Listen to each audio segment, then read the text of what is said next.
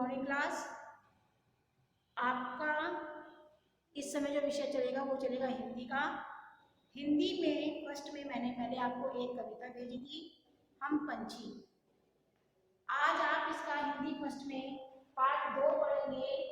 पाठ का नाम है यह मेरा और यह मेरे मीत का। मीत माने क्या होता है बच्चे? मीत माने होता है दोस्त, सखा जिसे बोलते हैं। सच्चा मित्र वही होता है जो सुख दुख में हमारे साथ खड़ा रहता है और वह हमारी आर्थिक व सामाजिक जो भी समस्याएं होती हैं उनमें हमारा सहयोग करता है। जो उपहास करते हैं, जो हमारे को गलत संगति की तरफ लेके जाते हैं, वह मित्र नहीं होता है। वह केवल हमारे को बिगाड़ने वाले लोग होते हैं साथ के। तो आज इस वाली कहानी में जो है आपकी लिखी हुई है, ये तो मित्रों के ऊपर ही आधारित है। इसमें मास्टर साहब ने, यानी कि जो क्लास के अंदर बच्चों को पढ़ाते हैं, उन मास्टर साहब ने जो बच्चे कक्षा के अंदर, कुछ आपने देखा वो कक्षा के अंदर 3 तरह के बच्चे होते हैं, कुछ अच्छे, कुछ निम्न वर्ग के और कुछ जो होते हैं बिल्कुल ही नीचे गिरे होते हैं, यानी कि बहुत पढ़ाई में कमजोर होते हैं। तो मास्टर साहब जी जो भी बच्चों को पाठ पढ़ने के लिए देते थे, वह उससे अगले ही दिन सुनते थे। अब उन्होंने सोचा कि कुछ उपाय किया जाए जिससे कि ये बच्चे कुछ लगन लगाकर पढ़ाई करने लग जाए।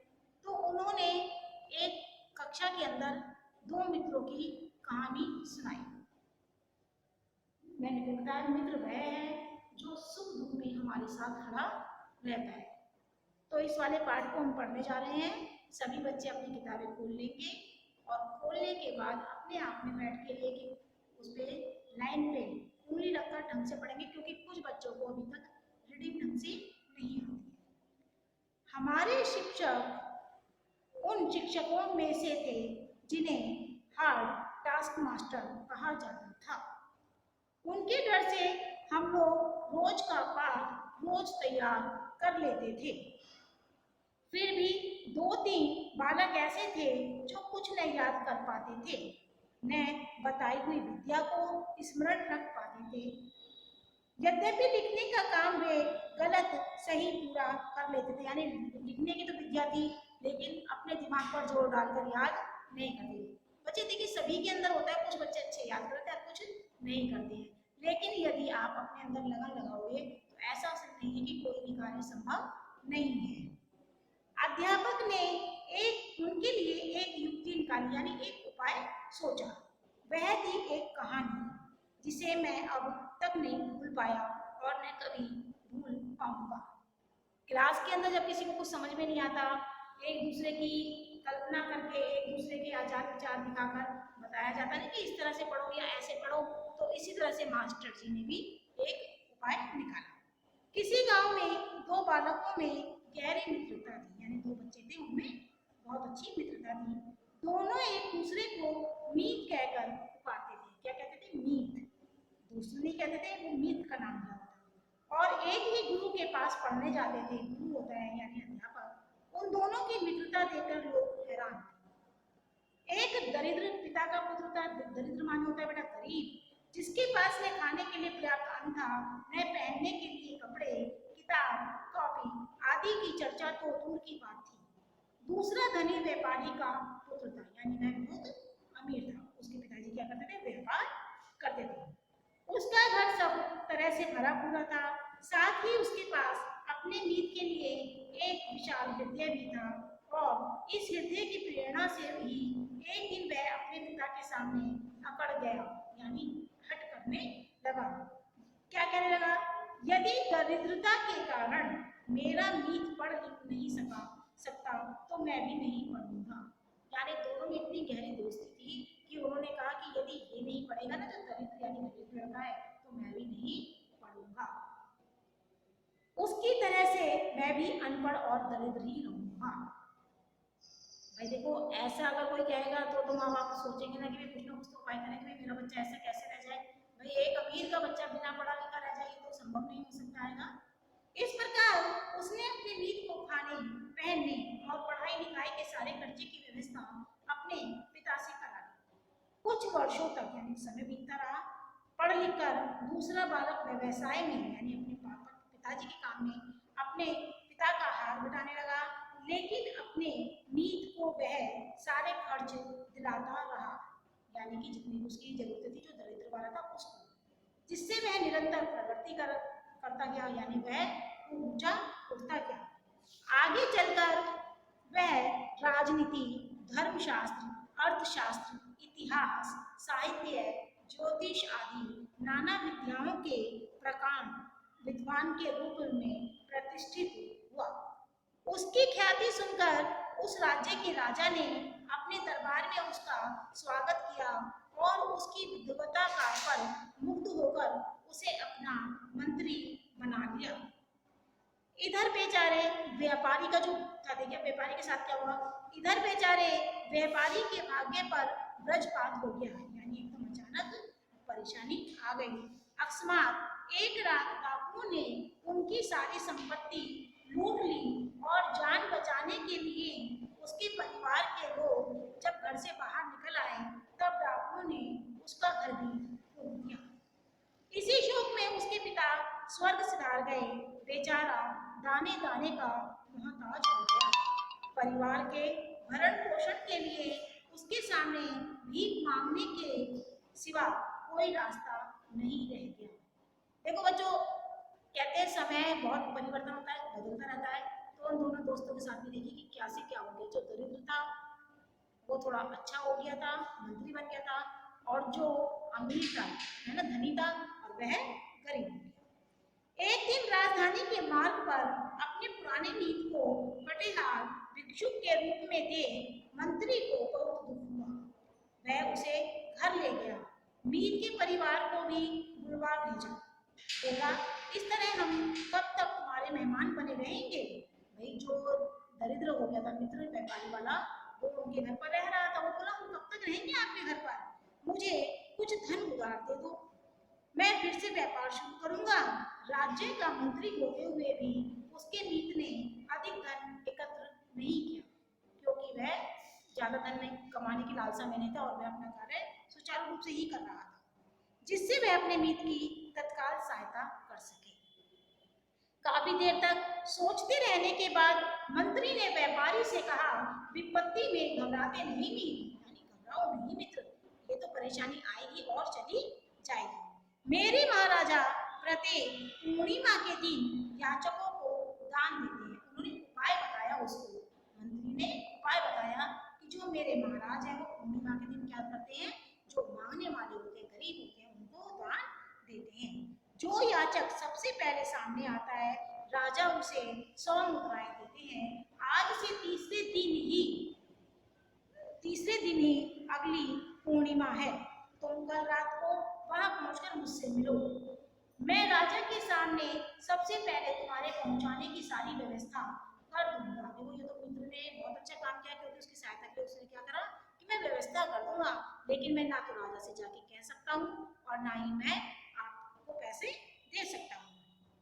इस तरह तुम्हें 100 मुद्राएं मिल जाएंगी। इतने में तुम्हारे परिवार का काम तो सुखपूर्वक चल जाएगा और कुछ व्यापार शुरू कर लेना। व्यापारी की सूखी आशा लता जैसे फिर से हरी हो गई। व्यापारी फिर भी इस विषय को सुनकर खुश हो गया कि कम से कम मेरे मित्र ने कुछ तो मुझे आश्वासन दिया। एक दिन व्यापारी निश्चित स्थान पर पहुंचा। मंत्री की व्यवस्था से उसे 100 मुद्राएं मिल गई। वह हंसता हुआ घर लौटा। अब उसका परिवार कुछ सुख से रहने लगा। किसका? जो आपका व्यापारी का पुत्र था उसका। उसने अपने नगर लौटकर नए सिरे से व्यापार करने की योजना बनाई। योजना होकर युक्ति यानी उसने नया व्यापार शुरू किया। दोनों मीत गले मिले और एक दूसरे से फिर विदा हो गए। मंत्री राजकाज में लग गया और उसका मीत अपने व्यवसाय में। अनुभवी और विपत्ति का मारा होने के कारण उसने व्यापार में अपनी पूरी शक्ति, बेटा देखिए जब भी कोई काम करते हैं अगर हम मन लगाकर करते हैं तो वो पूर्ण रूप से पूरा होता है। ऐसा संभव नहीं है कि नहीं होता, हमें कभी भी हार नहीं माननी चाहिए। अपनी पूरी शक्ति और बुद्धि लगा दी। व्यापार उसका चमक था। उधर मंत्री संपन्न था लेकिन सुखी नहीं। क्यों नहीं था सुखी? देखिए मंत्री संपन्न था यानी उसके पास में सब कुछ था, लेकिन वह फिर भी सुखी नहीं था। क्यों नहीं था? देखिए बच्चे जो होते हैं माँ बाप का एक आधार होते हैं, एक शिला होते हैं कि हाँ जी, वो ये सोचते हैं कि हमारे बच्चे कुछ बन जाएंगे, क्योंकि वे अपना जीवन जैसे तैसे काट लेते हैं, लेकिन वे बच्चों से बहुत उम्मीदें रखते हैं। कारण यह था कि उसका बेटा बहुत नालायक था, लाख उपाय करने पर भी वह कुछ पढ़ लिख नहीं पा रहा था। मैं वह किसी सिखाई हुई विद्या को याद रख पा रहा था। मंत्री को अपने मीत की याद आई। मीत क्या है? कौन सी की? दोस्त, जो व्यापारी दोस्त था। जब वह उसके नगर जाने की तैयारी कर रहा था, जो उसके बेटे तो जो उसके बेटे ने भी साथ चलने की जिद पकड़ ली, यानी वो अपनी मीत से मिलने के लिए जा रहा था, तो उसके बेटे ने क्या कहा, मैं भी चलूंगा। इसलिए उसे भी साथ लेकर वह अपने मीत के पास पहुंचा। इस बार उसे उतना आश्चर्य नहीं हुआ जितना द्वारिका से लौटने पर श्री कृष्ण के मीत सुदामा को हुआ था। क्योंकि क्यों नहीं हुआ था? क्योंकि वह थोड़ा संपन्न हो गया था, यानी उसका व्यापार चलने लगा था। उसे जब दुख हुआ था, जब उसने अपने मित्र को भीख याचक बनते हुए देखा था। उसे उस समय तो दुख हुआ था, लेकिन अब इसलिए नहीं दुख था क्योंकि उसका व्यापार धीरे धीरे चलने लगा था। मीत सचमुच लखपति हो गया था। उसने मंत्री का भव्य स्वागत किया, लेकिन मंत्री को तो अपनी ही चिंता सता रही थी, क्योंकि वो चिंतित था। किसके कारण था? अपने बेटे के कारण। मित्र ने जब उदासी का कारण पूछा तो मुंह लटकाए हुए उसने कहा, क्या कहूँ मीत, मुझसे तुमसे सहायता प्राप्त कर मैं विद्वान बना, राजमंत्री भी बना, पर सारी सुविधाएं होते हुए भी मेरा पुत्र कुछ भी सीख नहीं सका। मतलब मैंने तो, जब मेरे पास नहीं था, आपने मेरी सहायता की तो मैं अच्छा बन गया, लेकिन मेरा बच्चा अभी भी ऐसा वह कुछ नहीं कर रहा। बातचीत के दौरान व्यापारी मित्र ने मंत्री पुत्र के बारे में सारी बातें जान ली, तो उससे कहा, बेटे जानते हो कि 5 वर्ष पहले मेरा क्या हाल था? उसने अपनी पुरानी बातें मंत्री के बेटे को बतानी शुरू की। हाँ, आप एक दरिद्र याचक थे, शाबाश। अब यह तो बताओ कि मैं लखपति कैसे हो गया? मुझे नहीं मालूम, तो मैं बताऊं? बताइए।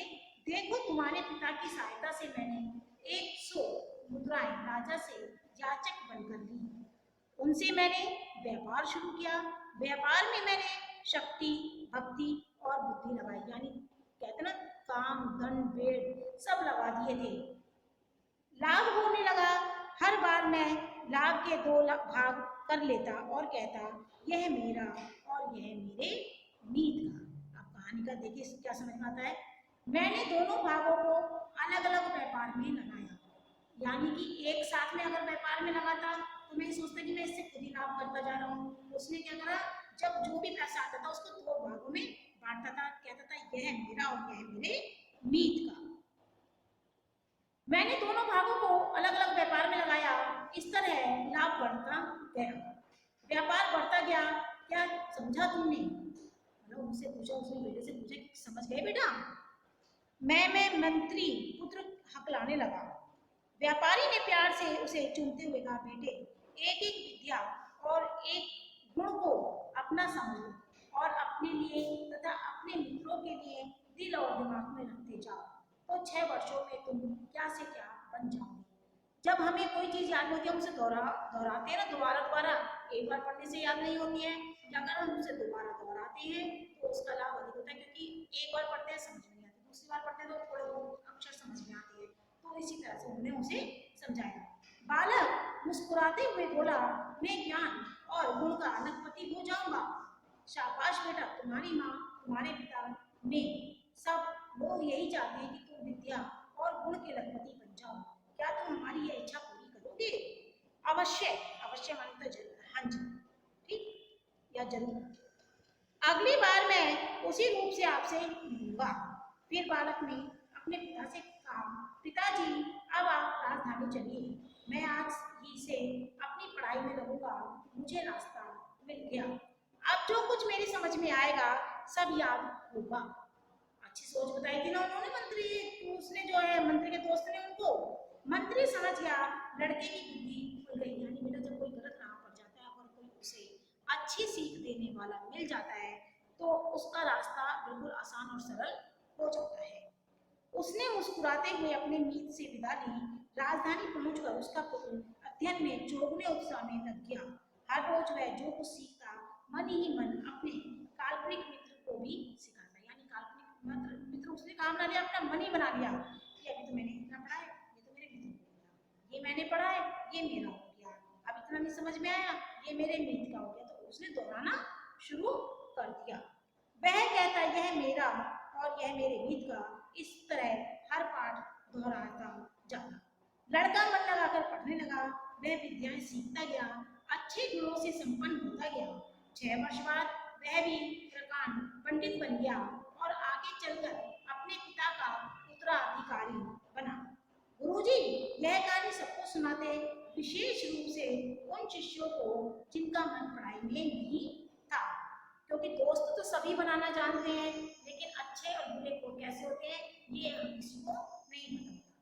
इस सीधी सादी कहानी का सभी शिष्यों पर बहुत बड़ा प्रभाव पड़ता। सब में पढ़ाई लिखाई के प्रति एक नया उत्साह भर जाता, सब जी जान से पढ़ने लगते, स्वयं ही नहीं पढ़ते, अपने सहपाठियों को भी पढ़ाते। मीत का भाग भी तो रखना था, क्योंकि मीत को भी तो आगे अपने साथ में लेकर चलना था। बच्चे क्लास के अंदर हम लोग भी ऐसे करते ना, बेटे तुमने याद कर लिया, इसको याद कराने की चेष्टा कीजिए, हम करते हैं ना ऐसा। तो इस वाले पाठ में भी यही है कि अगर अपने अच्छे मित्र, सच्चे मित्र का साथ दोगे तो वह भी सफलता प्राप्त कर लेगा। सभी के अंदर दिल दिमाग होता है कि कहाँ जी हमें चाह होती है, लेकिन उसको लगाना पड़ता है, अपने कर्म को लगातार करना पड़ता है, तभी सफलताएं प्राप्त होती है। बेटा आपका चैप्टर यहीं पर समाप्त होता है।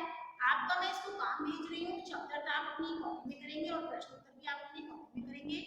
इसका अभ्यास कार्य है, देखिए इसके हैं प्रश्नों के उत्तर बताइए। लेखक के शिक्षक कैसे थे, दोनों मित्र एक दूसरे को क्या कहकर पुकारते थे, दोनों मित्रों के रहन सहन में क्या भिन्नता थी, भिन्नता यानी अंतर था। ये तीनों क्वेश्चन आप अपने आप किताब पढ़ेंगे तो अपने आप किताब के अंदर लिखेंगे। इसके बाद आता है सही विकल्प। मंत्री ने राजधानी के मार्ग पर किसे देखा, किसे देखा था, अपने मित्र को। महाराज किस दिन दान देते थे, पूर्णिमा के दिन। भिक्षुक बने मीत को दान में कितनी मुद्राएं मिली थी, 100 मुद्राएं। मंत्री सुखी था, सुखी नहीं था, क्योंकि उसका बेटा नालायक था। इसके बाद मैं प्रश्न उत्तर भेज रही हूँ। क्वेश्चन नंबर 4 है, इसमें गद्यांश पढ़कर प्रश्नों के उत्तर लिखो। इन वाले प्रश्नों के उत्तर अपने आप छाटेंगे आप किताब के अंदर। मैंने आपका अभ्यास कार्य भेज रही हूँ, कारक, पर्यायवाची और संयुक्त अक्षर से शब्द बने हुए, और आपका भेज रही हूँ मैं शब्दों के अर्थ लिखने। मैंने अर्थ लिखे हैं, वाक्य प्रयोग आप अपने आप किताब में करेंगे। यह अभ्यास कार्य सारा किताब में करेंगे और प्रश्न उत्तर और शब्द कॉपी में करेंगे। और साथ के साथ बेटा आप याद भी करते हुए चलोगे, क्योंकि फिर नहीं तो आपके टेस्ट आ जाएंगे तो आपके काम ज्यादा हो जाएगा। मैं फिर से कह रही हूँ सभी बच्चे अपना